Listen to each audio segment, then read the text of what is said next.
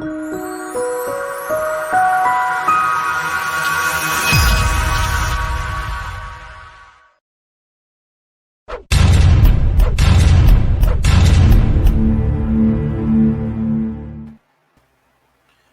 pessoal, sejam bem-vindos a mais um podcast aqui no canal Espiritismo Kardec. Eu estou aqui com o Leonardo Marmo Moreira, né? Ele é do Centro Espírita Caminho da Paz, né? E do Grupo Espírita Teresa de Ávila, né? De Minas Gerais, os dois. Né? E hoje a gente vai falar sobre um artigo que ele publicou no Jornal de Estudos Espíritas sobre Gabriel Delany e Leon Denis, né? E o período pós-Kardec na França, né? Então, Leonardo, é um prazer tê-lo aqui. Muito obrigado por aceitar o convite. Olha, Eric, eu que agradeço, né? Saudando você e os amigos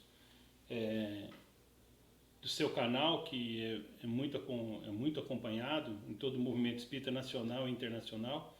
Eu agradeço muito o seu convite. A segunda vez que você me convida, nós já fizemos um trabalho anterior, com alguma dificuldade na internet, mas tentamos superar e acho que alguma coisa deu para ser aproveitado. E agradeço muito o seu convite, estou sempre à disposição. E é um tema interessante, né? É um tema difícil, porque é uma época em que o movimento espírita tinha muita dificuldade e muita coisa ficou perdida do ponto de vista histórico, ficou perdida. Temos muita esperança de que muita coisa seja aclarada a partir dessa digitalização dos dados históricos pela Biblioteca Nacional da França, e certamente muita coisa vai ser aprofundada. Esse artigo que eu escrevi para o Jornal de Estudos Espíritas, do nosso amigo e confrade Alexandre Fontes da Fonseca, né, que é o editor, que você conhece, professor de Física da Unicamp, nosso amigo, ele tem um espaço para artigos um pouco maiores, seguindo um padrão próximo dos padrões de artigos acadêmicos mesmo, com revisões por pares.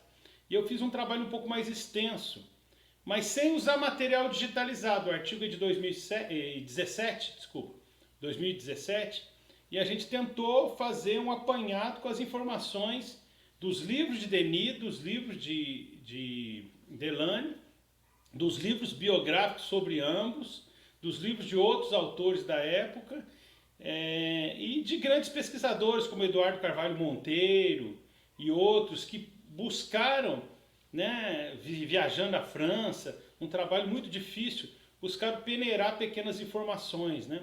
Então a gente conseguiu reunir um conjunto de informações e eu tento levantar algumas discussões, fazendo uma narrativa, não sei se eu posso dizer narrativa, fazendo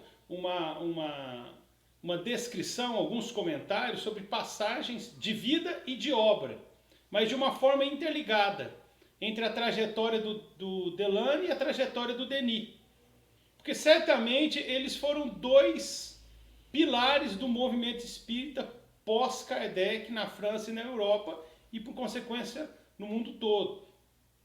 Foram talvez os mais contínuos, os mais regulares, aqueles que, como a gente diz, citando o Evangelho, pegaram do arado e não olharam para trás, e foram as referências, as maiores referências do movimento espírita da época. Então eu tentei fazer um estudo integrado dos dois, como parceiros, como pilotis, vigas mestras desse movimento espírita que tentava sobreviver nas décadas de 1870, 1880, 1890, 1900, 1910, encarando inclusive a Primeira Guerra Mundial, 1870 encarando a Guerra Franco-Prussiana após a morte de Kardec, e 1820. Então eles deram uma contribuição substancial, eles foram verdadeiros apóstolos do espiritismo, os dois. Só que eu notava o seguinte, quando a gente vai publicar, né, procurar, Eric, informações sobre eles, a gente nota o seguinte, ou tem aquela biografia só de Delany, que quase não fala de Denis, ou tem aquele texto de Denis que pouco fala de Delany, e parece que eles estão isolados em dois trabalhos completamente diferentes. E eu tinha essa ideia, mas eles eram os dois principais pilares. E como é que seria escrever um artigo tentando integrar cronologicamente e fazendo um estudo também de vida e de obra, seguindo mais ou menos a ordem cronológica da vida deles?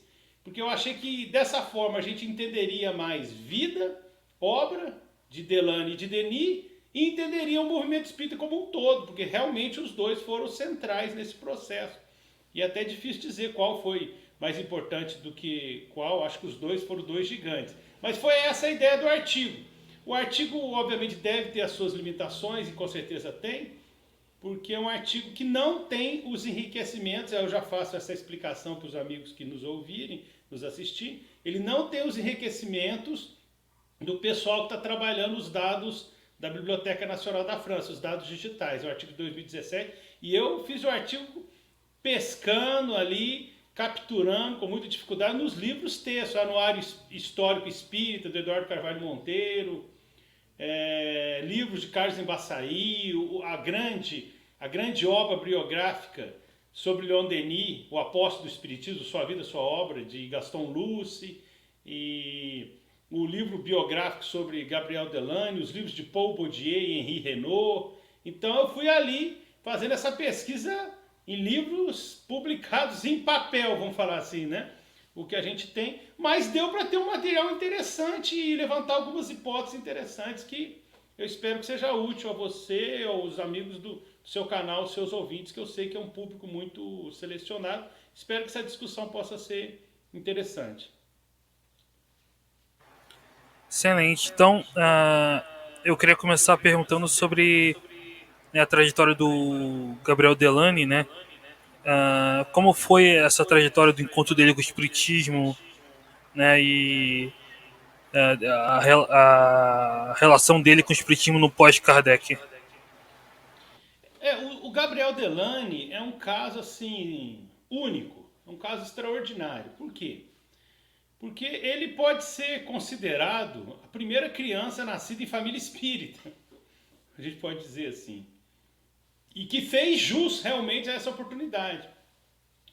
Porque ele nasce em março de 1857, portanto no mês anterior ao mês da publicação da primeira edição de O Livro dos Espíritos, 18 de abril de 1857, não é isso? Em março de 1857 nasceu Gabriel Delane. E pouco depois da publicação do Livro dos Espíritos, o seu pai, que se tornou um grande amigo e colaborador de Allan Kardec, Alexandre Delane, e a sua mãe, que também tinha capacidades mediúnicas e ajudou na área da mediunidade nos grupos de Kardec, se sensibilizaram pouco tempo depois.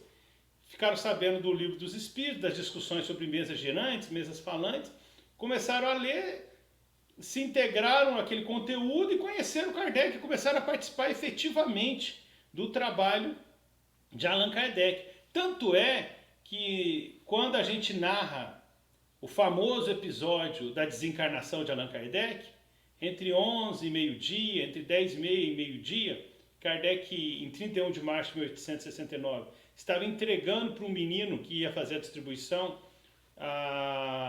o volume de abril da revista, era 31 de março, ele estava entregando o volume de abril de 1869, foi o último que ele fez, né, porque em maio já era referente a abril, ele já não estava entre nós, porque nessa hora ele tem a ruptura do aneurisma, um acidente circulatório, né, uma espécie de AVC, ele tem a ruptura do aneurisma e cai fulminado. A empregada começou a gritar, teria começado a gritar, e o seu amigo, que gozava da sua intimidade, que era Alexandre Delane, pai de Gabriel Delane, corre e tenta, curiosamente, uma coisa interessante, através do passe magnético, olha só o poder do magnetismo curador, né? Tentou restabelecer o equilíbrio utilizando de um procedimento, de uma técnica de passe magnético, mas não conseguiu, porque o processo foi fulminante, Kardec caiu morto, assim que ele entregou a Revista Espírita. Então isso mostra como Alexandre Delane, pai de Gabriel Delane, estava junto de Kardec. Kardec cita Alexandre Delane, o senhor Delane, em várias passagens, inclusive da Revista Espírita. Então a mãe e o pai de Gabriel Delane eram colaboradores e muito próximos, amigos de Kardec. E há uma passagem maravilhosa da Revista Espírita, de 1865, em que Kardec cita o menino Gabriel Delane, com 8 anos. Porque, inclusive, o Kardec coloca o título do Evangelho: Vossos filhos e vossas filhas profetizarão. Ele comenta que muitos conhecem o senhor Delane e que o menino dele, com 8 anos, é um menino que foi criado num lar que só discute espiritismo, que estava muito bem informado sobre espiritismo e que vivenciou uma experiência muito interessante. E aí ele narra essa experiência, em que o menino dá uma aula sobre o espiritismo para uma senhora, inclusive faz uma reunião mediúnica, dirige a reunião mediúnica e consegue fazer com que se manifeste o pai dela, o pai dessa senhora, dando caráteres de identificação. Um menino com 8 anos. Você vê como é que era um camarada preparado, né, para a tarefa. Quando Kardec desencarna, Gabriel Delane tinha 12 anos apenas. Mas Kardec já via potencial no menino e elogia muito ele várias vezes e tinha um carinho todo especial com ele. Então, o Gabriel Delane é uma figura muito interessante, porque ele nasce num contexto espírita e certamente era um espírito preparado. Porque quantas vezes a gente vê famílias espíritas, pais espíritas, pessoas atuantes, e os filhos não querem nem saber, não têm a mínima predisposição, o mínimo interesse. Então, o fato de ter nascido na família espírita não quer dizer que necessariamente ele seria esse grande apóstolo do espiritismo. Ele teve uma chance e aproveitou muito bem e já mostrava sinais da sua seriedade, muito novo, com 8 anos, sendo citado na Revista Espírita pelo próprio Allan Kardec. Então, é engraçado isso, ele é bem mais novo do que Leon Denis, porque ele nasce em 1857 e Leon Denis é de 1846, não é? Então, Denis é 11 anos mais velho do que Gabriel Delane, mas ele já nasce numa estrutura, numa família espírita e com conhecimento com o próprio Kardec e vivendo na capital, em Paris, o que deu mais acesso ao núcleo das atividades da Sociedade Parisiense de Estudos Espíritas e dos grupos do próprio Sr. Delane, que estava desenvolvendo, né? A trajetória de Denis, eu sei que você não perguntou isso, mas aproveitando, dando uma pincelada, já é uma trajetória um pouco mais complexa, porque ele vivia em Tours, uma cidade que dista uns 200 quilômetros de Paris, na província, e que tinha um movimento espírita nascente, mas que não era tão pujante como o movimento de Paris, ainda mais com a presença de Allan Kardec. E aí com Denis acontece uma coisa diferente. Denis era um autodidata, um camarada extremamente dedicado ao estudo, com vários interesses, uma mente muito privilegiada, né? De família muito pobre. Ele desde pequeno teve dificuldade, apesar de amar muito o estudo, principalmente geografia, entre outras áreas, mas ele tinha muita dificuldade de se fixar num determinado emprego, de fixar numa localidade para estudar, porque o seu pai não conseguia manter emprego. Então o pai ficava trocando de emprego porque não, era mandado embora, não conseguia firmar no emprego. E aí ele era obrigado a trocar de residência, o que atrapalhou os estudos de Denis, até por causa da situação de precariedade econômica da família, e essas mudanças constantes. Mas ele era uma pessoa muito diferenciada, com uma determinação muito grande, um verdadeiro autodidata. E aí aconteceu que aos 18 anos, então já no início da década de 1860, ele nasceu em 1846, já na década de 1860, ele já rapazinho, com 18 anos, tem um dia que ele passa perto de uma livraria, na cidade de Tours, na sua cidade. E chegando na cidade de Tours, ele vê um livro no mostruário ali, né, na livraria, que chama muito a atenção dele, se chamava O Livro dos Espíritos. E aí ele tinha um pouquinho de alguns trocados no bolso, não tinha muito dinheiro não, e praticamente gastou o que tinha para comprar o livro. O livro naquela época era muito mais caro, né? Caro demais na época. Então, ainda mais o Livro dos Espíritos, um livro de boa extensão e tudo mais. Então ele gastou quase tudo que ele tinha para comprar o Livro dos Espíritos e começou a ler em segredo, porque ele não queria que a mãe dele visse que ele estava lendo, ele escondia, porque a mãe dele fiscalizava muito a leitura de Denis, eles eram muito preocupados porque ele era arrimo de família, então a família tinha um pouco de medo dele começar a ler e se interessar por por alguma coisa que não fosse muito interessante, por causa dele mesmo e porque ele era base para o sustento da própria família. Mas aí ele achou um esconderijo dentro de casa e foi lendo aos poucos. E foi é um caso fantástico, porque é o tipo do caso em que ele lia e falava, eu já acreditava nisso aqui, eu já sabia disso aqui, eu só não sabia que isso existia. Eu acredito em tudo, isso aqui faz sentido, isso aqui é tudo aquilo que eu pensava que era o certo, eu nunca tinha conseguido elaborar e não sabia que alguém tinha elaborado. Parecido com o que teria acontecido com o Bezerra de Menezes, quando recebe o Livro dos Espíritos, na tradução de Joaquim Travasso, aqui no Brasil, a primeira tradução em português, e também parecido com o caso que acontece com o livro dele depois, porque Eurípides Barçanufo teria se convertido ao Espiritismo sem ler Kardec, lendo a obra de Leon Denis depois da morte, num caso muito parecido. Mas voltando, só para dar uma pincelada, essa questão, né, Eric, das ideias inatas a respeito do Espiritismo, né, que o Evangelho segundo o Espiritismo fala para nós. O Evangelho segundo o Espiritismo diz que as ideias inatas a respeito do Espiritismo denotam uma evolução prévia, né, uma evolução anterior, porque a pessoa já, pingo é ir, como a gente costuma dizer, né, a pessoa já consegue pescar e já se identifica fortemente, aquilo ali já causa um impacto muito grande. Então, Denis, com 18 anos, leu o Livro dos Espíritos, se adentra e depois ele descobre que a mãe dele sabia do esconderijo e estava lendo muito antes dele, já tinha terminado o livro e já se considerava até espírita antes dele terminar o livro. Né? Porque as mães sabem dos nossos esconderijos, elas às vezes fingem que não estão entendendo, mas estão sabendo melhor do que a gente das nossas coisas. Mas enfim, o fato é que foram duas trajetórias diferentes. Né? Delane nascendo numa família espírita, vamos dizer assim, não era no momento que ele nasceu, mas logo depois, na sua primeira infância.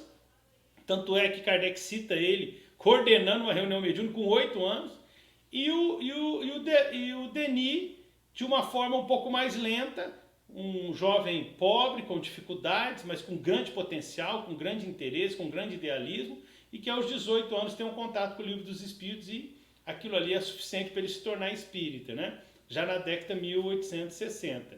E aí foi esses dois caminhos, né? Esses caminhos de preparação dessa primeira fase de Gabriel Delane e de Leon Denis. Não sei se eu respondi a sua pergunta, Marcelo. Excelente, respondeu sim. E eu queria perguntar agora como essas duas figuras, né, se encontram, né, e como foi o papel dessas duas figuras no pós-Kardec, né, porque Kardec ele era, enfim, um líder, né, a gente pode dizer ali do movimento, ele desencarna e depois o movimento fica como que órfão, né, e tem aquela texto do Obras Póstumas, né, que você cita, fala de um continuador, né, Leon Denis, Delano teriam exercido esse papel, né. Hoje a gente sabe que até tiveram relação ali com o grupo da Peste Fropo, né, na continuação do espiritismo, né, da crítica a certas deturpações. Como foi esse pós-Kardec, né? Eles tiveram uma postura de liderança, né? Então, eu diria que o espiritismo passou por duas transições muito drásticas, viu, Eric? Eu defendo essa tese. Nós passamos por duas grandes transições. A primeira foi a desencarnação de Allan Kardec em 31 de março de 1869. Foi um baque para o movimento, e tudo que aconteceu depois mostra que o movimento não estava preparado, nem um pouco, né? Claro que Kardec faria muita falta, né? Faria uma falta indescritível, por mais preparado que estivesse o movimento, mas a falta foi muito grande, não havia um preparo, a coisa não funcionou muito bem. E aí a década de 1870 foi uma década muito difícil para o andamento do espiritismo. E depois a gente pode até comentar, eu acho que a segunda transição, que foi um baque também na história do espiritismo, foi a perda desses apóstolos em meados da década de 1920, que eu discuto também no artigo, né? Porque você tem a desencarnação de Gustave Gelei, 1924, Camille Flammarion, 1925, Gabriel Delane, 1926, Leon Denis, 1927, Henri Solz, 1928. Então, em meados da década 20, os grandes apóstolos do espiritismo na França partiram, ou pelo menos um bom número deles. Depois, no início da década de 30, Jean Mayer, ou Jean Meyer, que era o grande mecenas do espiritismo, né, o grande patrocinador do movimento, ele desencarna, acho que no início da década de 30, e em 35 um colaborador do espiritismo, não era exatamente espírita, mas uma pessoa importante que fez trabalhos com Gabriel Delane, que é o Charles Trichet, pai da metapsíquica, que desencarna em 1935. Então o movimento espírita europeu, e principalmente francês, recebe um baque muito grande na década de 20, e depois parece que não há uma sucessão, né? O último nome de maior respeito, assim, de maior impacto, talvez tenha sido Ernesto Bozano, que desencarnaria em 1943 durante a Segunda Guerra Mundial. Mas realmente parece que não houve uma sucessão. Então eu acho que esses dois momentos foram transições muito difíceis para o movimento espírita. Mas então vamos voltar lá na primeira transição, que foi a morte de Kardec. Quando Kardec morre, Gabriel Delane só tinha 12 anos. Era um menino que estava profundamente integrado dentro do trabalho espírita. Um menino muito precoce, mas só tinha 12 anos. E o Denis estava com 23 anos e era espírita. Ele conta, inclusive, com 21 anos, 1867, ele conta, por exemplo, a visita de Kardec na cidade de Tours, em que, na hora, o grupo espírita da cidade se organizou, mas como era o regime de Napoleão III, uma ditadura, não era permitido reuniões com mais de 20 pessoas. E Kardec iria palestrar. E aí o que acontece? Isso Gaston Luce conta no livro dele. E aí o que aconteceu? Em cima da hora, a polícia apareceu e impediu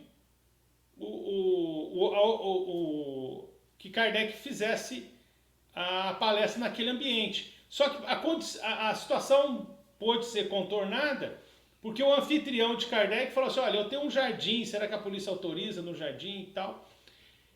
E eles falavam, então tá, então vamos transferir para lá, e a polícia por algum motivo permitiu. Só que precisava de alguém para ficar avisando os retardatários, e Leon Denis se ofereceu. Mas Leon Denis assiste a palestra, e depois teria tido mais 2 encontros com Kardec, um em Paris e um outro antes da desencarnação de Kardec. Mas o fato é que Denis estava com 23 anos, 1869, e Delane estava com 12 apenas.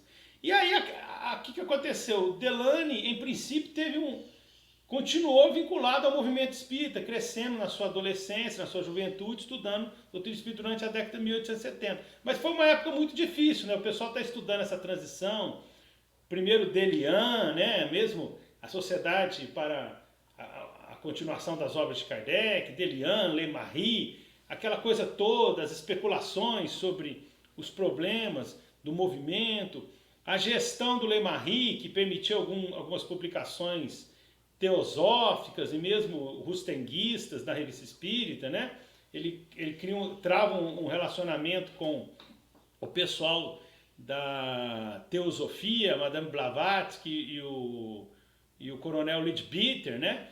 Enfim, então o Lemarie começa a dar uma diretriz complicada e para complicar ainda mais, ainda teve o processo dos espíritas, né, Eric? Lembra? Processo dos espíritas, com aquelas famosas fotos do médium Edouard Bouguer, as fotos parece que eram falsas mesmo, e inclusive levaram o Lemarie e a Madame Kardec, a Amélie Gabrielle Boudet, para testemunhar em juízo, uma situação muito constrangedora, enfim. Então a década de 1870 foi uma década muito complicada, mas o Gabriel Delane estava ali estudando. Mas para Denis era rimo de família, trabalhava com muita dificuldade para ajudar a sustentar os seus pais. E Denis vai para a Guerra Franco-Prussiana, porque pouco depois da morte de Kardec, estoura a Guerra Franco-Prussiana, né? Que vai gerar uma época política na França muito complicada, com a Comuna de Paris, uma série de processos complicados lá na França. E o Denis vai para a guerra, inclusive. Então o Denis ele se torna espírita, ele já era espírita, mas ele não estava aparentemente atuante no movimento espírita. Até porque, nessa década 1870, Denis já era famoso, já estava construindo um renome bem elevado como um grande orador, mas não como um orador espírita. Ele era um orador, um grande palestrante, um grande expositor, mas principalmente vinculado à Liga de Ensino do Jean Macé, que inclusive Kardec discute com 2 artigos na Revista Espírita. E também ele era orador da maçonaria, porque Leon Denis era maçom. Então Leon Denis era um estudioso, um autodidata e um pensador plural. Ele era espírita, mas atuava na maçonaria, atuava na Liga de Ensino e tinha as suas obrigações materiais, do trabalho material, que eram muito pesadas. E Delane ainda era muito jovem. Então essa década de 1870 foi uma década em que eles estavam, digamos, crescendo nesse processo de amadurecer. Denis, um jovem com muito potencial, mas com muitas atividades diferentes, e Delane ainda muito novo, né? Delane um adolescente. Bom, então aí o que aconteceu? Aí nós vamos chegar, então a década de 1870 foi uma década meio de stand-by, de preparação. Quando a gente chega na década de 1880, aí sim tem uma virada. Aí é a década decisiva para a ascensão de Gabriel Delane e Leon Denis, para que eles assumissem papéis mais importantes dentro do movimento espírita. Só para a gente ter uma ideia, logo no início, Gabriel Delane, que já começava a ser um trabalhador famoso em Paris, é convidado para fazer o famoso discurso em homenagem a Kardec, que eles faziam todo 31 de março, em homenagem a Kardec, no aniversário da desencarnação. Denis é convidado num ano, e no ano seguinte, Delane é convidado num ano, e no ano seguinte é convidado Denis. Se eu não estou enganado, foi 1881 foi Delane, e 1882 foi Denis. Né? Então, e Delane antes, no ano anterior. E Delane é chamado para uma reunião pouco antes da desencarnação de Madame Kardec, Amélie Gabrielle Boudet. Ele é chamado para uma reunião com seu pai e com alguns companheiros, junto com Amélie Gabrielle Boudet, para que eles discutissem a criação de um novo periódico espírita. Porque a revista espírita estava sofrendo muitas críticas. Inclusive tem aquela famosa denúncia do Henri Solce. Hoje a gente vê que talvez o Henri Solce tenha exagerado um pouco. Mas enfim, havia problemas na revista Espírita, fundada por Kardec, na maneira como ela estava sendo conduzida por Ley-Marie e por o pessoal que sucedeu. Então Amélie Gabrielle, pouco antes de morrer, pouco antes da sua desencarnação, que seria em 1883, convida Gabriel Delane e dá a tarefa dele criar um novo periódico espírita. E ele funda, com muitas dificuldades, mas funda, que seria o L'Espiritisme. Com a ajuda, inclusive, uma passagem muito curiosa, de um donativo da Madame de Perrance, Elisabeth de Perrance, né, que era o pseudônimo da médium Elizabeth Hope, que fazia grandes reuniões de materialização, inclusive publicou aquele livro antológico No País das Sombras, né? Uma grande médium de materialização. Ela ajudou Delane a fundar a revista, e a Amélie Gabrielle Boudet apoiou, junto com a Beth Fropo, que você mencionou, né, que seria até a vice-presidente da União Espírita Française, que eles criam. Então, olha só o papel do Delane, logo no início da década de 1880. Ele se torna o redator geral, proprietário e gerente, e principal redator da revista L'Espiritisme, se torna o presidente da União Espírita Française. Né? E, inclusive, já participava de debates públicos sobre o Rustem. O Rustem teria desencarnado em 1879.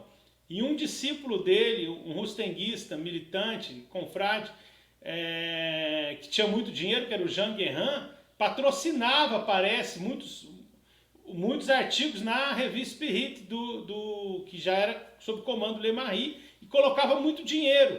E aí se tornava influente e publicava. E aí o Gabriel Delane fez um debate público sobre o corpo de Jesus, sobre o significado de Jesus, justamente com o Guerrin, que era esse discípulo de Rustem, que desencarnou 10 anos depois da desencarnação de Kardec. Kardec desencarna em 1869, Rustem desencarna se eu não estou enganado, se eu não, minha memória não fugiu, 1879.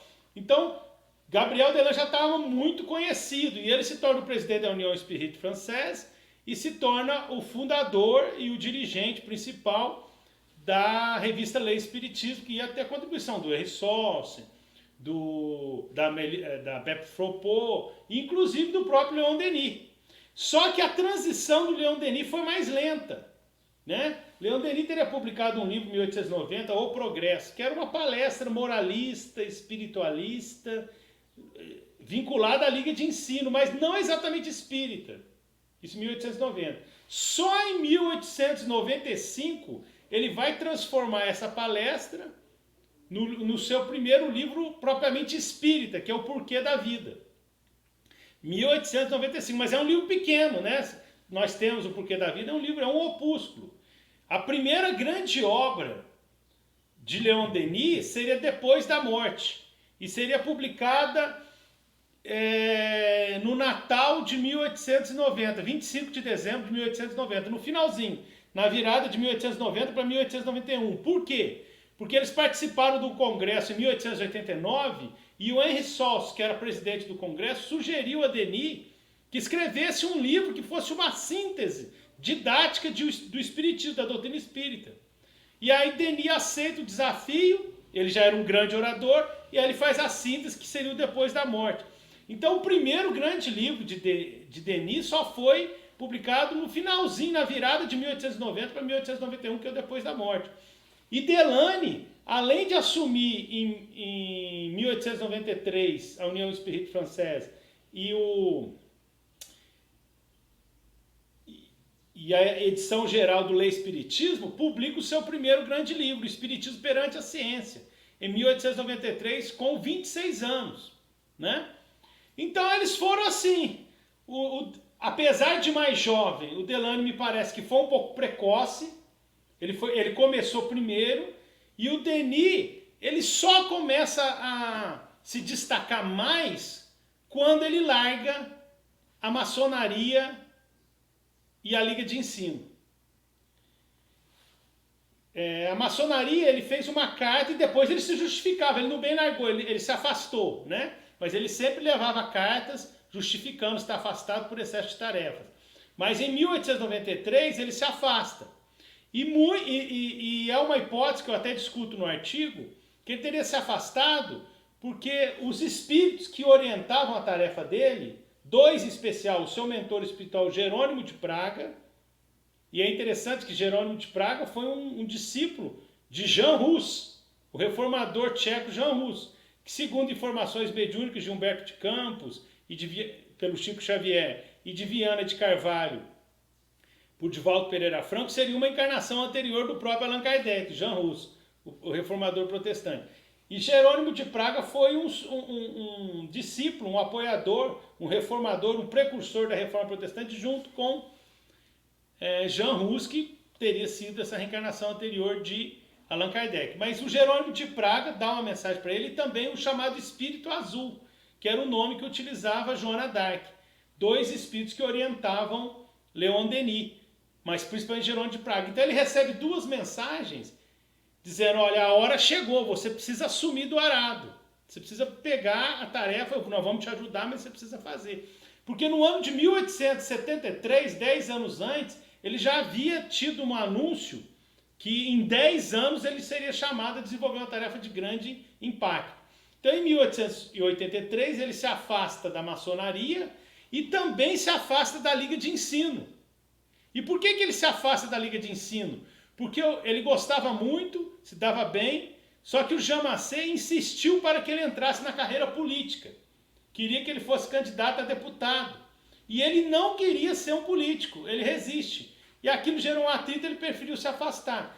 Então ele se afasta um pouquinho da Liga de Ensino, se afasta um pouquinho da maçonaria, mantendo um vínculo respeitoso, levava cartas justificando o seu afastamento.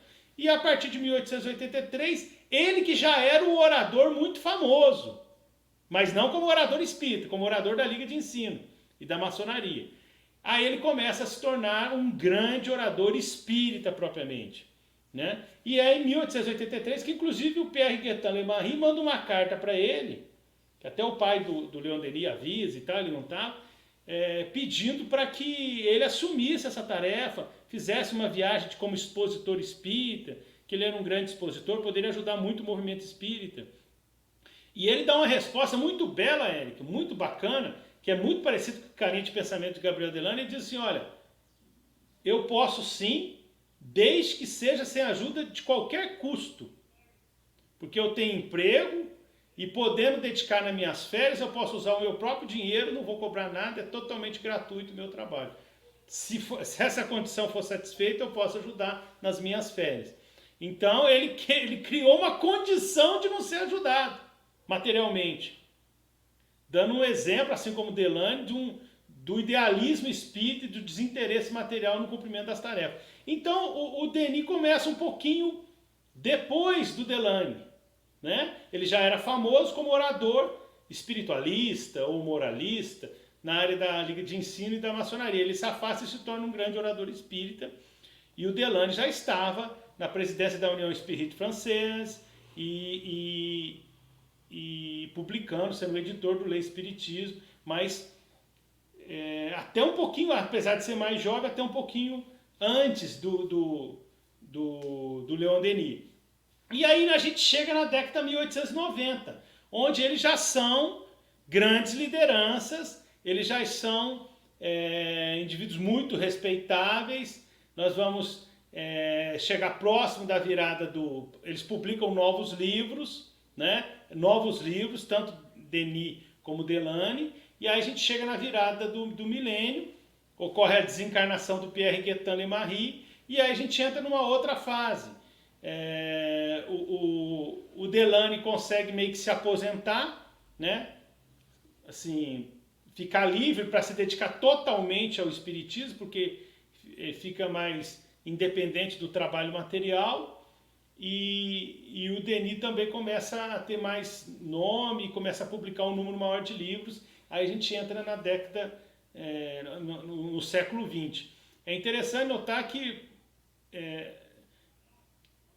muitos dos livros de Denis, e o número de livros dele é maior do que o de Delane, foram publicados no século XX. E Delane não, Delane é mais distribuído, ele publicou muito já no século XIX, né? O cristianismo e o espiritismo é na virada, do Denis é na virada do século, mas aí eles viram o século já com bastante renome, já no outro patamar. Só que, cá para nós, já com uma condição física, os dois tinham problemas físicos, já com uma condição fio-corpo, já sentindo o impacto de tudo que eles fizeram, né? Quando o Jerônimo de Praga deu a mensagem para Denis, em 1883, ele pergunta, mas eu vou ter saúde para fazer? Aí o Jerônimo de Praga desconversa e fala, nós vamos ajudar, tenha coragem e tal. Mas eles sentiram um pouco o baque. Os dois acabaram seus dias cegos, e nessa altura do campeonato o Delane já estava com um problema de vista, e o Delane principalmente vai se tornando paralítico, já no início do século XX, né? No início dos anos 1900. Mas eles fizeram trabalhos incríveis. Em 1905, acho, o Gabriel Delane, junto com Charles Richer, vão pesquisar um médium que manifestava o espírito Bien Bois. Foi uma materialização que gerou muito choque, muito impacto na mídia da época. Eles foram lá em Argel e fizeram um grande estudo e fizeram trabalhos incríveis, né? O Delane fez o Tratado de Mediunidade, que só recentemente foi traduzido ao português, e mesmo alguns livros deles ainda não são traduzidos ao português, principalmente o Gabriel Delane. Aparições de Mortos e Vivos, volume 1, volume 2, até pouco tempo não tinha em português, nem todos os livros foram traduzidos, né? Então eles trabalharam demais e foram grandes baluartes, né? Grandes apóstolos do espiritismo mesmo, porque eles falavam, eu sou espírita, estou comprometido com a doutrina de Allan Kardec. Não foi uma postura assim, eu sou espiritualista, eu sou metapsiquista. Não, eles se posicionaram integrados ao movimento espírita convencional, publicaram livros reverenciando a figura de Allan Kardec, Denis mais na área filosófico-religiosa, Delany um pouquinho na área científico-filosófica, vamos colocar assim, ou seja, com estilos diferentes, mas os dois trabalhando muito. Agora, só para, eu sei que ficou um pouco longo, mas para tentar cobrir todos os tópicos que você levantou, a questão do meu sucessor, não é isso, Eric, que você levantou, né? A famosa pergunta de Kardec, né, para os espíritos, porque Kardec estava doente. Em 1865, janeiro de 1865, ele quase desencarnou. Dr. Demeure diz que se não fosse uma intervenção espiritual, ele teria desencarnado. 1865 era início, ele não tinha nem publicado ainda O Céu e o Inferno. Provavelmente sairia, mas como obra póstuma. E a Gênese estava, né, nos primórdios ali da sua redação. Então, afetaria a publicação do Céu e Inferno, mas talvez o Céu e Inferno já saísse, ok. Mas a Gênese, né, sem falar nos volumes da Revista Espírita daquele tempo todo. E aí eles fizeram, o mundo espiritual fez uma operação de guerra para manter Kardec entre nós. Então Kardec sabia que ele não ia ter muito tempo, né? Aliás, na primeira mensagem, os espíritos falam, olha, você vai ter mais ou menos 10 anos, um pouquinho mais, um pouquinho menos. E foi uma previsão correta, porque se você olhar, se eu não estou enganado, parece que dessa informação, 10 anos e meio depois ele desencarnou.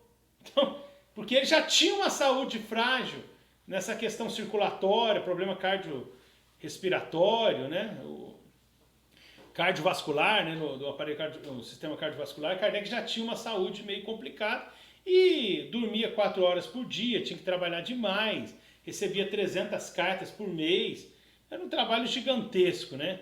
Tinha que revisar as novas edições dos livros anteriores, publicar as novas, com pouca ajuda. Então era muito difícil para ele, um trabalho muito desgastante.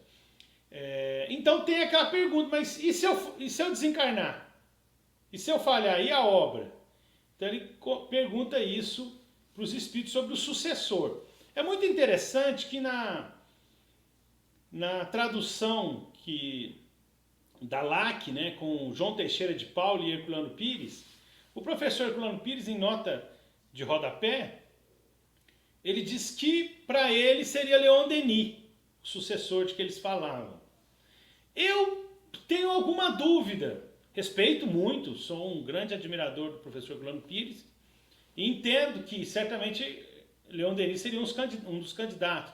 Mas pela trajetória dele, eu não sei se foi ele.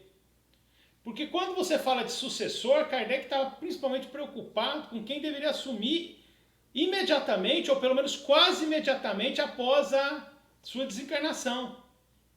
E a gente percebe, por um motivo ou por outro, que apesar de mais jovem, quem assumiu mais foi o Gabriel Delany, antes até do que o Denis. Mas eu chego a supor que talvez não fosse nem o Denis e nem o Delany. Porque quando Kardec desencarna, Camille Flammarion estava com 27 anos. Flammarion estava com 27, Denis estava com 23 e Gabriel Delany estava com 22. Só que, inclusive, eu gosto muito dos livros do Calzone, né, do Adriano Calzone, os 2 livros excelentes que ele publicou, ele discute isso, tem um capítulo sobre Camille Flammarion excelente, e é explicado o seguinte, que quando convidaram Camille Flammarion para fazer o seu famoso discurso, quando se enterravam os despojos carnais de Allan Kardec, e que ele fez um discurso interessante, rico para a nossa análise, mas também passível de alguma crítica.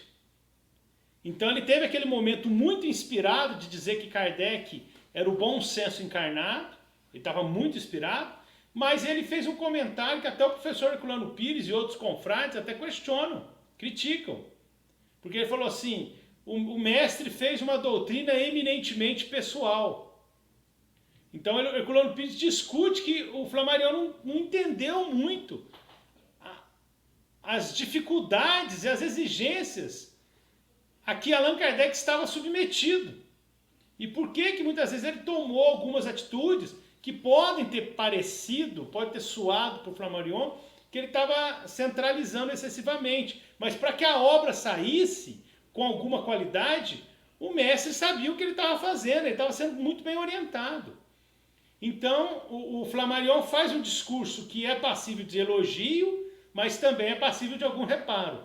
Ele diz que é o bom senso encarnado, a gente bate palma para isso, e é verdade, é uma colocação muito inspirada, mas essa eminentemente pessoal, num certo tom de crítica, respeitosa, mas ele até os espíritos falaram que ele tinha que centralizar para que a doutrina tivesse uma certa uniformidade. Então, o fato é que, segundo as informações, ele teria sido convidado pelo grupo, a Sociedade Parisiense de Estudos Espíritas, ele teria sido convidado para quê? Para assumir a presidência da Sociedade Parisiense de Estudos Espíritas, ou pelo menos para assumir um cargo importante na direção do movimento que estava vivendo um momento difícil com a morte de Kardec, que pegou todo mundo de surpresa. Lembrando, mais uma vez, Delany tinha 12 anos apenas, Denis tinha 23, mas estava tentando arrumar emprego, manter seu emprego, vivia em tour e estava começando ainda. Né? Inclusive serviria o exército na Guerra Franco-Prussiana. Então, para Denis a coisa ia funcionar um pouquinho depois. E Flammarion não. Flammarion conheceu Kardec, teve livro elogiado pelo Kardec, foi médium da codificação, teve alguns desentendimentos, mas ele recebeu um convite concreto para assumir a liderança. E parece que ele teria dito não, porque alegando que o movimento espírita estava com uma conotação muito forte na área religiosa. Que 90%, seria isso, se eu não estou enganado, é isso que o Calzone lembra a gente, que 90% do movimento espírita era vinculado a um pensamento muito religioso e que ele estava mais focado na parte científica da doutrina. Então deu uma desculpa e não assumiu essa tarefa. Ele também questiona algumas comunicações que estavam lá na Gênese, né? Que eram deles. E ele diz que foi um animismo, alguma coisa assim, que veio da cabeça dele. Então ele realmente se afastou um pouco da vida. Tem até aquela discussão, né, Eric, que muita gente diz que Chico Xavier teria informado que seria anímico, porque ele poderia ser a reencarnação do próprio Galileu Galilei. E aí na mensagem da uranografia geral, ele em transe, ele teria manifestado algumas opiniões que ele tinha naquele tempo. Por isso que o número de satélites dos planetas não batem, teria tido um erro. Mas Kardec confiava muito no Flammarion, Kardec ficou um pouco pé atrás, mas publicou. Então por isso que teria essa ressalva na Gênesis. Então ele tinha essa dificuldade, que ele gastou a vida inteira, nos últimos livros dele, Casas Mal Assombradas e o livro sobre, esqueci o nome, volume 1, volume 2, sobre o mundo desconhecido, né? Esqueci o nome, que é em 2 volumes. Ele vai discutir justamente, já lá na frente, essa questão que ele achava que tinha muita coisa de animismo, né? Então ele tinha essa dificuldade. Então ele não assume. Então fica esse ponto de interrogação. Há alguns confrades que defendem que é Bezerra de Menezes, mas eu acho estranho ser Bezerra de Menezes. Só se foi uma coisa assim. Os espíritos não quiseram falar para Kardec, mas tinham vários para assumir, porque não colocam um plano A apenas. Tem o plano A, B e o C. Gabriel Delany e Leon Denis seriam 2, e Bezerra já preparando um trabalho que viria para o Brasil, né? E que na época eles não podiam nem, os encarnados não podiam nem perceber. Mas eu acho estranho isso, porque a pergunta dele foi muito direta, meu sucessor. Então eu acho que houve um problema nessa sucessão, mas acho difícil que eles estivessem falando especificamente de Leon Denis, muito embora Leon Denis certamente o missionário estava nessa possibilidade, mas ele gastou muitos anos para assumir a tarefa. Então mesmo Delany sendo muito novo, assumiu antes, mas que tinha mais idade, mais experiência, que poderia, talvez fosse Flammarion, mas ele estava com essa visão um pouco diferente, né? Ele estava se afastando um pouquinho das diretrizes do mestre, e cá para nós, pouco se integrou ao movimento espírita, né? A trajetória no movimento espírita do Flammarion é uma trajetória um pouco errática. O espiritismo era um trabalho para ele muito secundário em relação ao trabalho dele como astrônomo. É diferente de Delane e Denis, que dedicaram a sua vida à mensagem espírita, como prioridade principal, né? Denis, no início, dividindo o espiritismo com a Liga de Ensino e a maçonaria, mas a partir de 1883, ele se afasta da maçonaria e da Liga de Ensino para focar só no trabalho espírita. E Delane, desde sempre, focando, né? Mas o fato é que eles fizeram um trabalho muito grande, e eu diria isso, eu diria que entre Delane e Denis não é tão óbvio que foi Denis, até porque o tipo de trabalho de Delane é um trabalho mais de pesquisa em reunião mediúnica. E Denis é um trabalho mais de discussão filosófica. Ele participou de reunião mediúnica, mas teve muita dificuldade com a formação de grupos mediúnicos. Ele teve muita dificuldade com médiums. E eu levanto essa hipótese de que esse sucessor poderia ser o próprio Flammarion. Pelo convite, pelo fato do convite chegar para ele. E ele ter recusado. Aí, né, nós estamos sujeitos, todos nós, nas nossas pequenas tarefas, não estou comparando as nossas tarefas com esses gigantes do espiritismo, mas todos nós, nas nossas pequenas tarefas, nós podemos refugar e falhar, e os grandes missionários também. Excelente. Então, não sei se eu elaborei. Não, respondeu bem. Realmente o Leon Denis e Gabriel Delane foram grandes continuadores depois, né? O Denis, inclusive como orador, né, em congressos, né, até no Congresso Espírita Internacional de Paris, em 1925, até uma das fotos, né, que eu queria compartilhar aqui, que mostra o Leon Denis já bem idoso, né, nesse congresso. Esse aí ele disse que ele estava muito doente, né? Ele conta que ele estava muito doente. E aí parece que ele recebeu uma informação de Kardec que ele tinha que ir. E na hora que ele recebeu essa informação, do dia para a noite ele acordou muito mais disposto, muito melhor, e foi. E ele não só nesse congresso, mas em vários, ele era um orador muito eloquente. E ele defendia muito a ideia espírita e com muita persuasão, porque ele era um extraordinário orador, ele tinha uma retórica muito grande. Porque os congressos daquela época, né, Eric, é bom explicar para os amigos que estão acompanhando a gente, ou que eventualmente acompanhem depois, porque o vídeo fica, os congressos da época não são iguais aos congressos espíritas de hoje. Havia debates, havia correntes divergentes, então tinha metapsiquistas, tinham diferentes correntes, pessoal da teosofia, espiritualistas de diferentes campos, e tinha um grupo dos espíritas. Então havia debates de pessoas que discordavam entre si. E eram congressos bastante intensos no debate de ideias. E Leon Denis, até isso é até comentado pelo próprio Gabriel Delane. Gabriel Delane, como diretor da revista Lei e Espiritismo, exalta Leon Denis como um grande orador e como um orador muito importante para a defesa dos postulados espíritas, porque era uma época que a gente foi atacado pela igreja, pelos grupos religiosos, pelos materialistas, até por novos grupos espiritualistas como a teosofia, que fazia críticas a alguns aspectos do espiritismo, apesar de alguns pontos em comum. Mas o movimento espírita sofria ataques de diferentes grupos, e o Denis e o Delane foram os mais fiéis, né? Os mais fiéis na defesa, porque Gustave Gelei deu uma contribuição espetacular, mas não é uma pessoa que se apresentou como espírita militante, como Denis, como Delane. Flammarion um pouco mais, mas também de uma forma um pouco errática, fazendo críticas, igual você comentou. E Jean Meyer era um mecenas, um patrocinador muito importante do movimento espírita, mas criou o Instituto de Metapsíquica de Paris. Então ele investia na metapsíquica, investia no espiritualismo, investia no espiritismo. Então ele tinha uma atuação muito importante para a época, mas que não se restringia apenas ao pensamento espírita propriamente dito, né?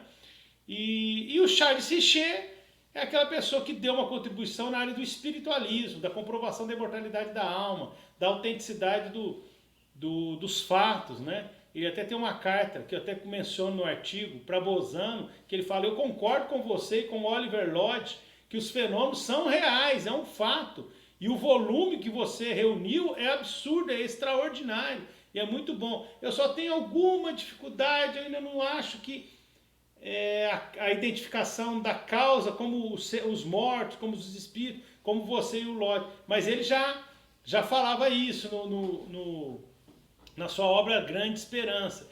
Inclusive, nessa obra, ele sinaliza, assim, quando ele desencarna, acho que com 85 anos, se não me falha a memória, em 1935, ele já, no finalzinho da sua vida, ele já sinaliza que a metapsíquica estava muito pró-espiritismo mesmo, comprovando a autenticidade dos fenômenos e sinalizando que sim, os espíritos, a alma dos homens que vivem no mundo, é que são os agentes inteligentes e os agentes de efeitos físicos dessas comunicações.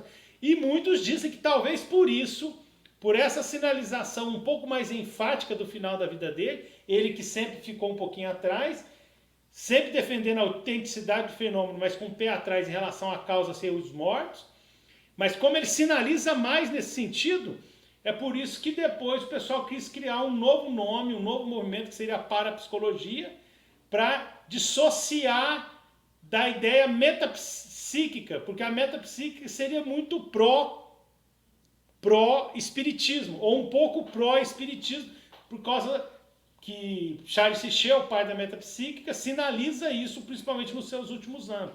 Então o pessoal criou um novo nome para dar uma visão um pouco mais dissociada do pensamento espírita. Alguns defendem essa tese, né? De fato, apesar do trabalho importante do Joseph Bakes Heine e da esposa dele, a partir da década de 1875, você vê que a parapsicologia ela fica muito no sexto sentido, não é? Na capacidade do paranormal ler cartas que estão escondidas, mas eles tentam não entrar na discussão do espírito, do morto, do desencarnado propriamente. Eles tentam comprovar a telepatia, a paranormalidade, mas eles são conservadores para poder, numa sociedade de tradições espiritualistas, mais de práticas e de vivências muito materialistas, como a sociedade americana, conseguir manter um laboratório no meio acadêmico oficial, o que por si só já é de grande mérito. Mas dizem que essa sinalização de Charles Richer, de uma metapsíquica um pouco mais próxima do espiritismo no final da sua vida, foi o que fez com que eles criassem um movimento com um nome diferente para tentar se dissociar disso. E aí surgiu a parapsicologia, que deu margem, inclusive, a esse movimento meio postiço de religiosos, como padres, a gente lembra do famoso Padre Quevedo, que usam do título de parapsicologia para renegar toda a possibilidade do fenômeno mediúnico, do fenômeno de emancipação da alma, da comprovação da comunicabilidade. Quer dizer, a pessoa faz uso do jargão, do nome, de alguns pré-requisitos da parapsicologia para refutar tudo que é comprovação da imortalidade da alma, trabalhando contra aquilo que seria a base fundamental das próprias religiões, que é o que Kardec explica.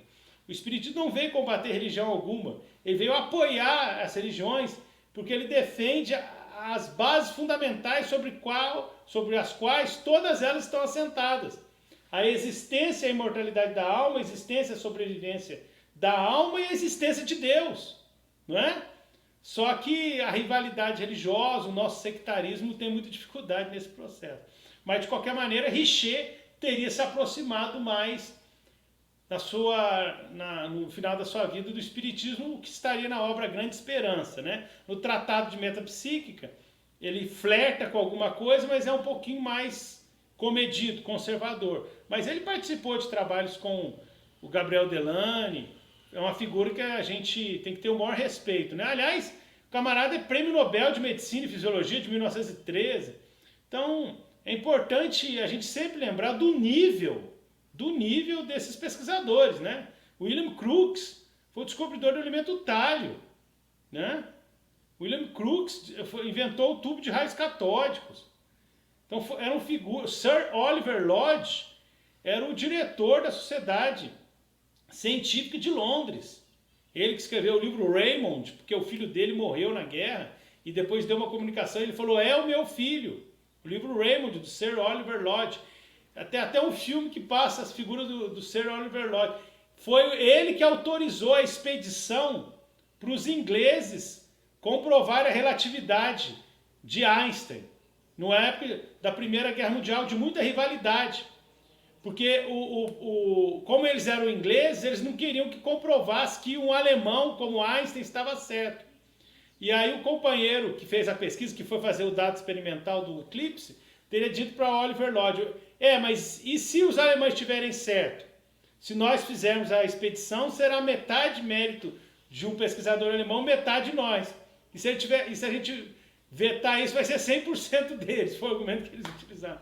Mas eu estou citando isso para mostrar que o Sir Oliver Lodge estava associado ao experimento que comprovou, ou que teria ajudado no processo da relatividade, a detecção dos eclipses, para comprovar a ideia de Einstein sobre a relatividade. Para mostrar que essas pessoas, Oliver Lodge, William Crookes, Charles Richet, eram grandes nomes da ciência da época e que chancelaram, no mínimo, que os fenômenos eram autênticos, que não eram fraude. E muitos deles deram sua cara a tapa dizendo que não é uma possibilidade, é real e os espíritos estão vivos, como William Crookes e o próprio Oliver Lodge, que inclusive identificou o próprio filho no livro Raymond. Sim, sim, sem dúvida. William Crookes, o Wallace, né? Todos esses foram pesquisadores do fenômeno que eram importantes também na ciência material, né? Então eram pessoas sérias. Né? Você lembrou muito bem o Alfred Russel Wallace, né? Que foi parceiro, vamos dizer assim, né? Do Darwin, né? Na origem das espécies. Alguns defendem até que ele descobriu antes. Tem um grupo dos amigos de Wallace no Reino Unido, porque ele publicou um trabalho de menor expressão, de menor extensão, mas antes. E Darwin só resolve publicar a sua origem das espécies depois que recebe a carta de Wallace. Só que o Wallace era uma pessoa humilde, era um cara mais jovem, Darwin já era um cara mais famoso. E aí o Darwin, que estava com muito receio da resistência dos grupos religiosos tradicionais, da Igreja Católica, dos protestantes e tudo mais, ele estava atrasando, ele estava adiando a publicação. Ele decide publicar, um pouco pelo estímulo do Alfred Russel Wallace, mas também com um pouco de perder a prioridade em termos da descoberta. De certa forma, até ele perdeu um pouco. Só que como o trabalho do Darwin era mais longo, mais expressivo, foi um trabalho mais definitivo. Mas há pessoas que têm até uma análise mais crítica em relação a Darwin, achando que ele pode ter... que os méritos da origem da espécie poderiam ser mais divididos entre ele e Alfred Russel Wallace. Então foi muito bom esse seu registro. É para mostrar, né, Eric, porque muitas vezes as pessoas tratam as ideias espíritas e os estudos da comprovação da imortalidade da alma como se fosse uma coisa de espíritos do terceiro mundo, uma doutrina... de nós, brasileiros, que somos pessoas fanáticas, religiosas e sem muito estudo, né? Então é importante mostrar que a nata do pensamento científico do final do século XIX, do começo do século XX, participou e respaldou os fenômenos, né? Inclusive, até a famosa Marie Curie e Pierre Curie participaram também de reuniões de pesquisa metapsíquica, né? Exato. E eu queria, só para uma última questão, né, no artigo você fala do Gabriel Delany e do Leon Denis no mundo espiritual, né, nas comunicações e tal. É uma das questões do artigo. Né? Lembrando que o artigo, né, para quem quiser acessar, deixar aqui na tela, é do Jornal, né, de Estudos Espíritas do Alexandre, né, Fonseca. E vocês podem acessar aí no link. Mas no artigo você fala do Leon Denis e do Gabriel Delany no mundo espiritual, né? Como foram essas comunicações? Então, o Denis, ele desencarna em 27. E em 1926, a Dona Ivone do Amaral Pereira teria recebido as narrativas do seu livro Memórias de um Suicida. Mas quando ela submeteu à Federação Espírita Brasileira, o livro foi recusado. O Dr. Bezerra de Menezes teria aparecido para ela e dito para ela não eliminar o livro. Ela estava quase tacando fogo no livro. Mas que viria um espírito que ajudaria ela a desenvolver o livro. Esse espírito foi Leon Denis. Leon Denis fez os desdobramentos doutrinários, teóricos da obra Memórias de um Suicida.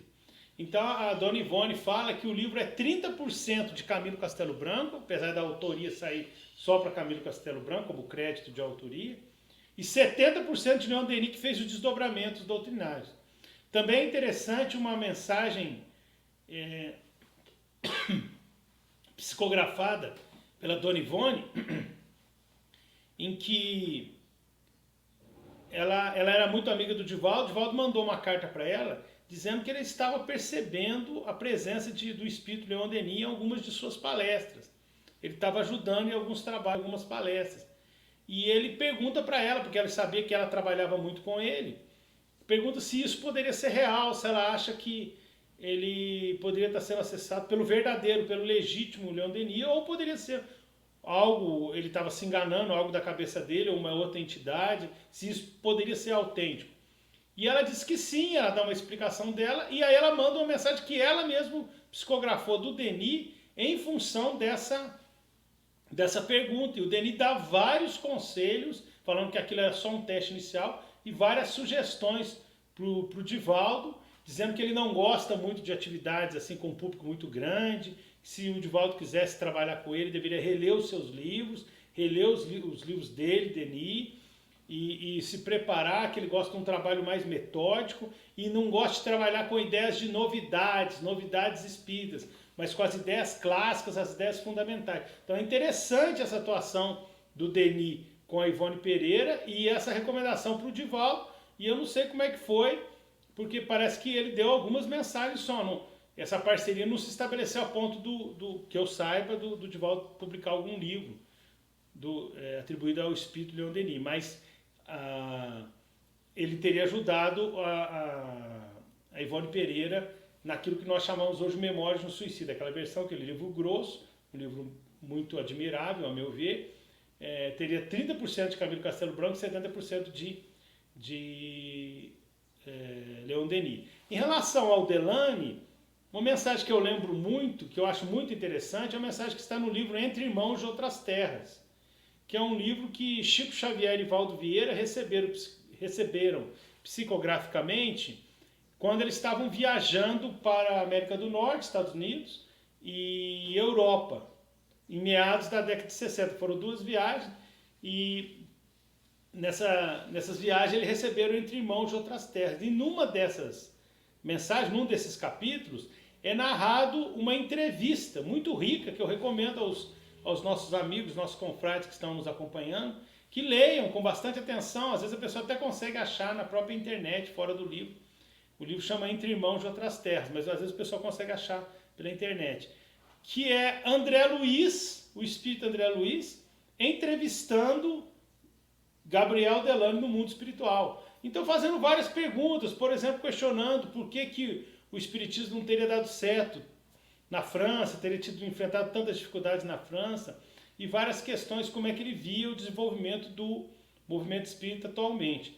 E a gente pode dizer também, né, Érica, além dessa atuação espiritual deles, a gente pode dizer que é muito importante a inspiração que eles causaram, né?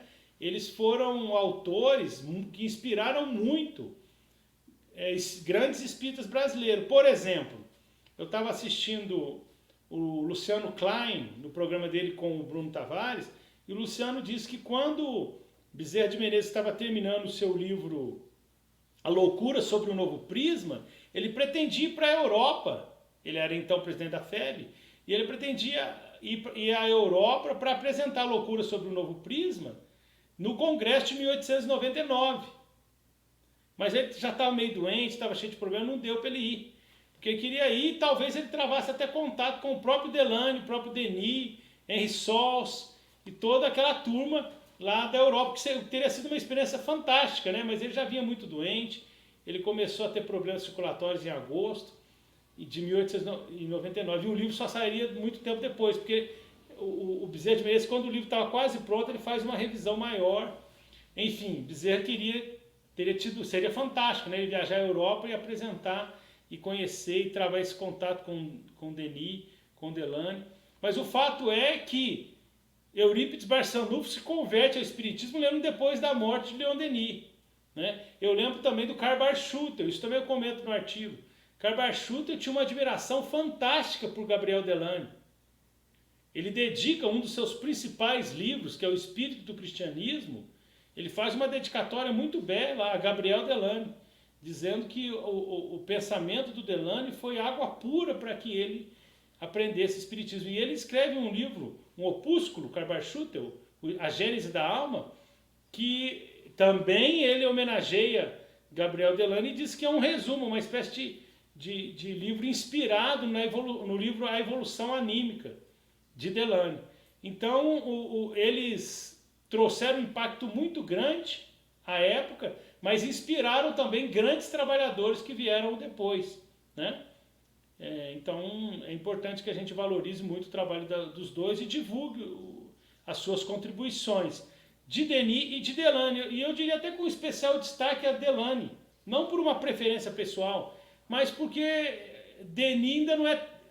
Os dois são esquecidos do movimento espírita nacional, mas eu diria que Gabriel Delane ainda é mais esquecido do que Denis. Você tem o Centro Espírita Leon Denis no Rio, e você tem muitos admiradores de Denis, então Denis acaba sendo mais divulgado, e o Delane nem tanto.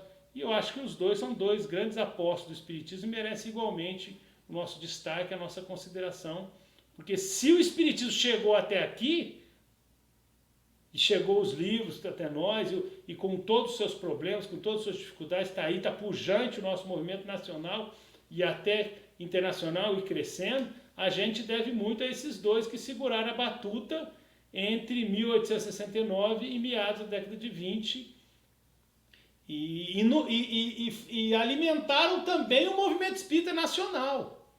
Porque Bezerra de Menezes, por exemplo, desencarnou em 1900. Bezerra de Menezes desencarnou em 1900. E Gabriel Delane desencarna em 1926, Denis em 27.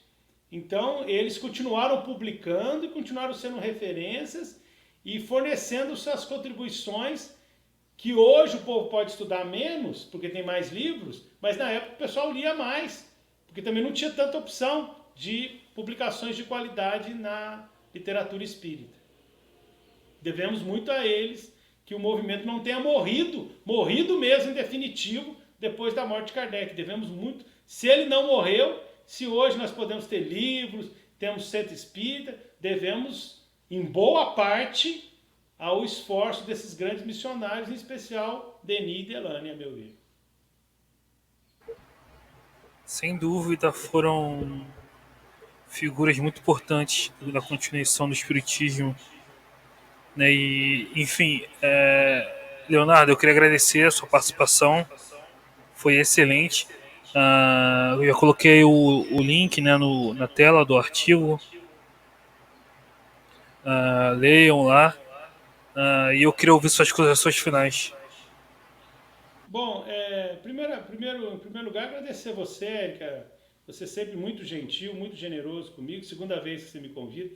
Na primeira, eu acho que nós fizemos um esforço, a internet estava meio difícil, mas conseguimos fazer, com alguma dificuldade, mas conseguimos.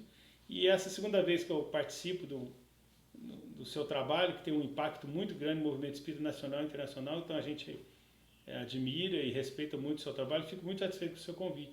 Em segundo, dizer que o meu artigo ele é um artigo exploratório, e ele tem eventuais passagens, eu até reli ontem quando a gente combinou de fazer, até estava dando uma relida nele, tem algumas passagens que certamente serão corrigidas ou ajustadas com os novos dados digitais.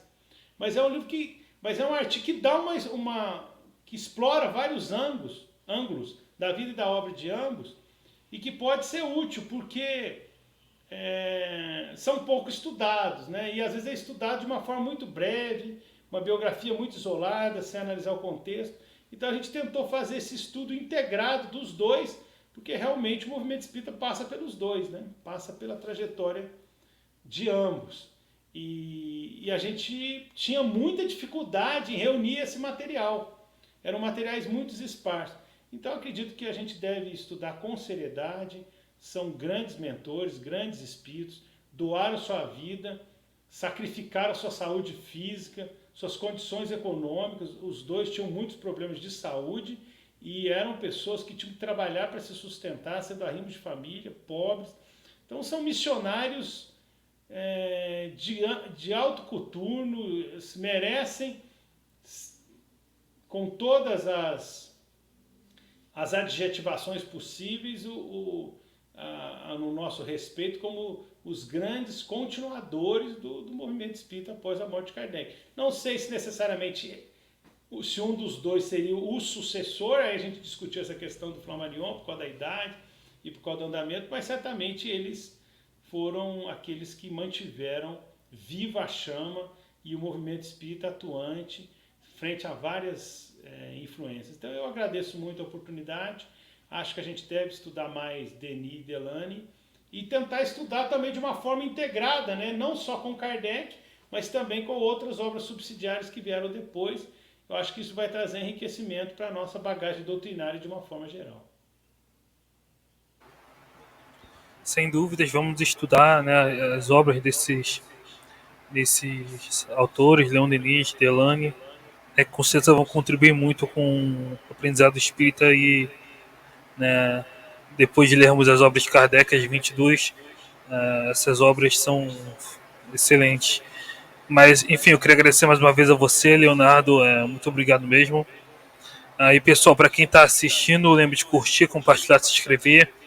Bom, acessem o artigo, eu vou deixar na descrição. E é isso, até um próximo vídeo, até um próximo podcast. Então, até a próxima, pessoal.